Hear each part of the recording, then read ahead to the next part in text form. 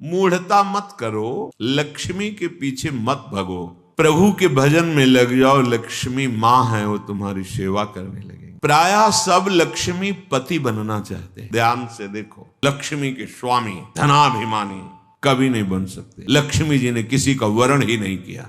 जब समुद्र से प्रकट हुई तो सब विराजमान थे।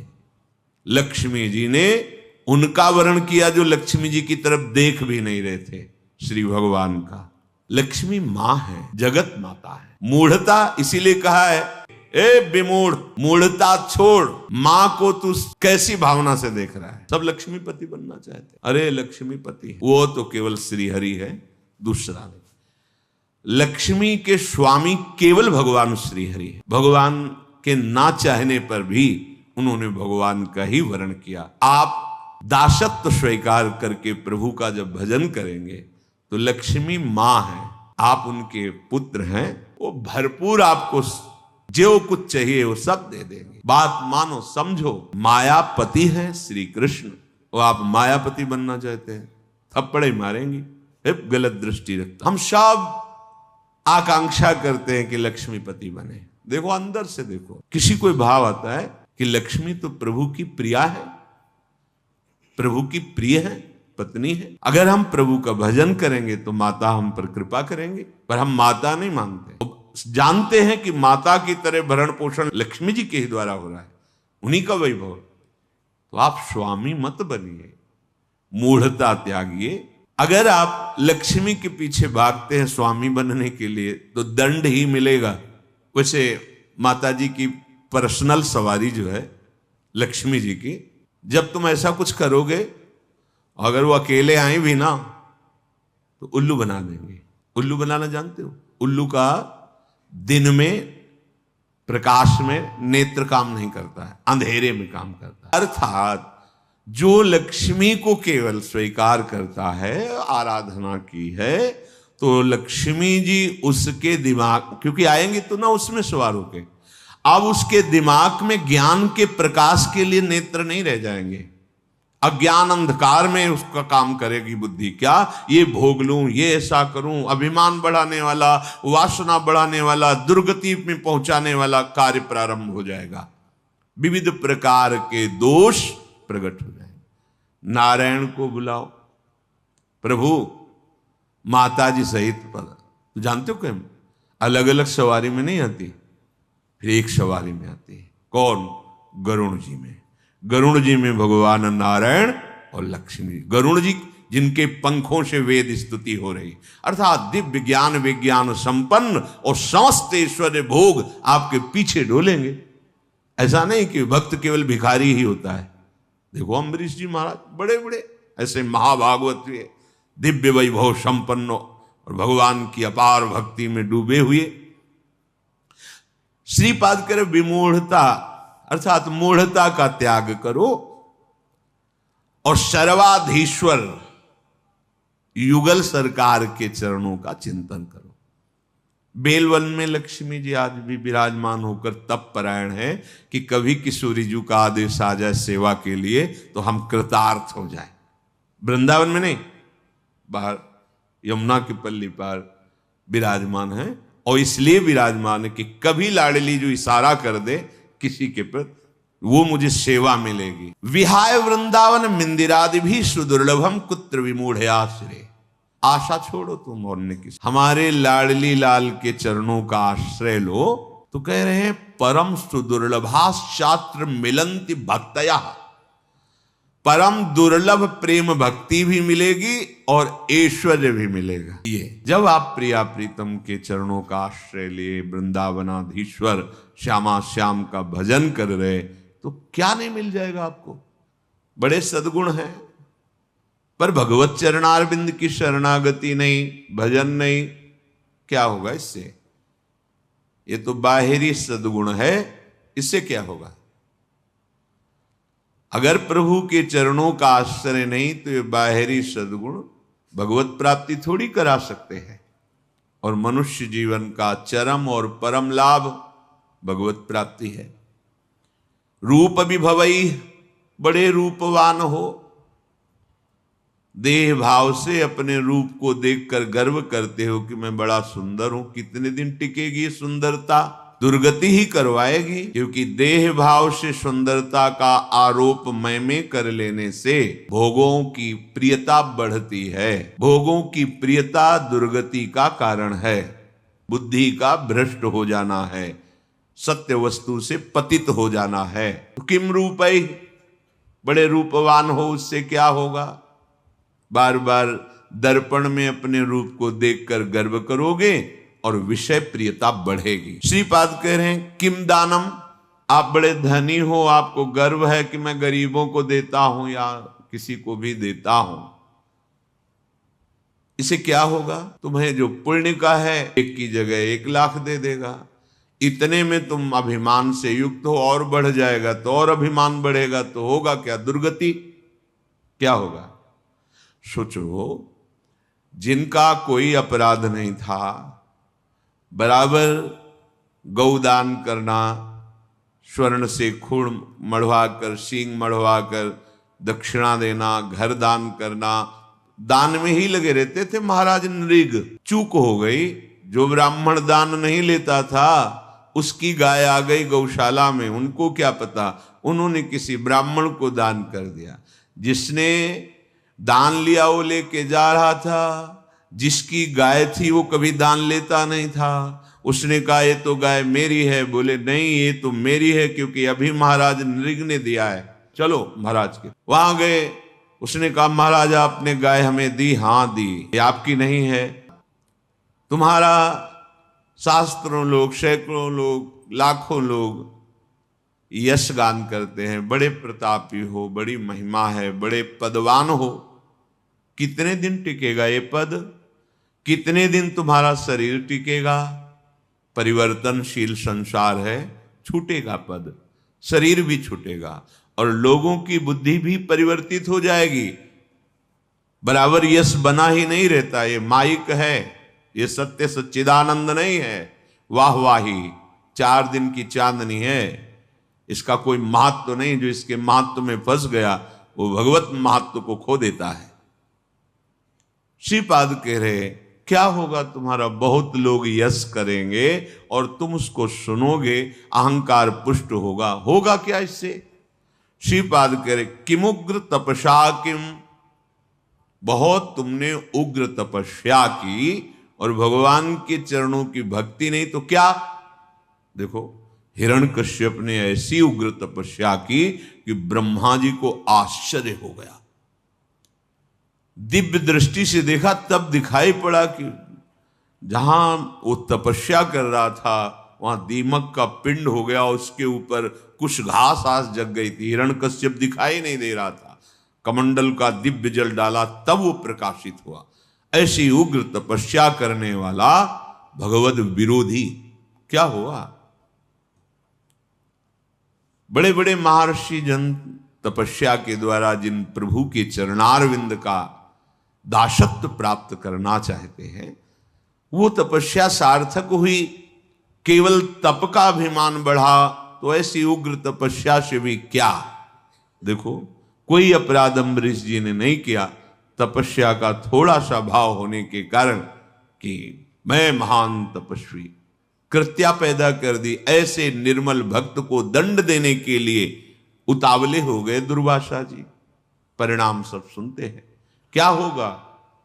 श्रीपाद कह रहे न्यास योग आदि भी बहुत आपको ज्ञान है, करन्यास, ये न्यास योग, लेकिन प्रभु के चरणों में प्रेम नहीं तो क्या? 1400 वर्ष अपनी मृत्यु पर विजय प्राप्त करके योग के द्वारा जीवित थे चांगदेव। बड़ा प्रभाव, सिंह पर बैठकर सांप की चाबुक लेकर ज्ञानदेव जी महाराज को अपना प्रभाव दिखाना चाहते थे। क्या हुआ? एक भगवत प्रेमी महात्मा के सामने सब योग सिद्धि निष्फल हुई। शरणागत हुए, शिष्य बने कि अभी तक तो मेरा जीवन व्यर्थ ही गया। योग का प्रभाव है प्रभु के प्रेम में डूब जाना, प्रभु के चिंतन में डूब जाना। योग की सार्थकता है आत्मस्वरूप, परमात्मा स्वरूप भगवत चरणारविंद की प्रीति होना। कोई भगवान शंकर से भी बढ़कर योगी है क्या? 88,000 वर्ष की समाधि एक बार में लगती है। शंकर सहज स्वरूप सम्हारा, लाग समाधि अखंड पारा। ऐसे योगिंद्रों मुनिंद्रों के गुरु देवाधिदेव महादेव जिनके चरित्र का गायन करते हैं, जिनके चरणामृत को अपने मस्तक पर धारण करते हैं, जिनका नाम, जिनकी लीला भूमियों में विचरण करते हैं, लीला चरित्र में आसक्त हैं, यह है योग का फल। श्रीपाद कह रहे किम तत्वानुभवेन, यदि आप भजन परायण नहीं हैं तो आपका तत्व ज्ञान भी किस काम का। देखो ये बहुत सूक्ष्म विषय, क्योंकि तत्वज्ञानी महापुरुष हैं, ऐसा नहीं कि इनको तत्व का ज्ञान नहीं है। परम तत्वज्ञानी सनकादि हरिशरणम हरिशरणम, जब तक आप समझोगे नहीं तब तक तर्क उठ जाएगा। कोई भी महात्मा अभी तक जहां दर्शन हुआ, सब भगवान नाम उच्चारण करने वाले। ओम भी तो हमारे भगवान का नाम है। सन्यासी जन जब परस्पर मिलते हैं तो ओम हरि ओम हरि, स्वामी जी ओम हरि, ये क्या है? हमारे भगवान का ही नाम प्रणव ओम है, उन्हीं का नाम हरि है। और जब किसी भी वीतराग सन्यासी को प्रणाम किया जाता है तो शिक्षा दी जाती है कि ये उच्चारण करके प्रणाम करो, ओम नमो नारायणाय। तो कहते हैं नारायणाय नारायणाय, भाव ये कि हे प्रणव स्वरूप नारायण हम आपको नमस्कार करते हैं। तो कहते हैं नारायणाय नारायणाय, अर्थात तुम भी नारायण ही हो, अपने स्वरूप को नहीं समझ रहे हो। नारायण नारायण नारायण, वो भी उच्चारण करते हैं, नाम उच्चारण। कोई ऐसा आज तक नहीं मिला जो नाम रहित सिद्ध हुआ हो, नाम जप नहीं है और वो सिद्ध हुआ हो, ऐसा कोई नहीं देखा।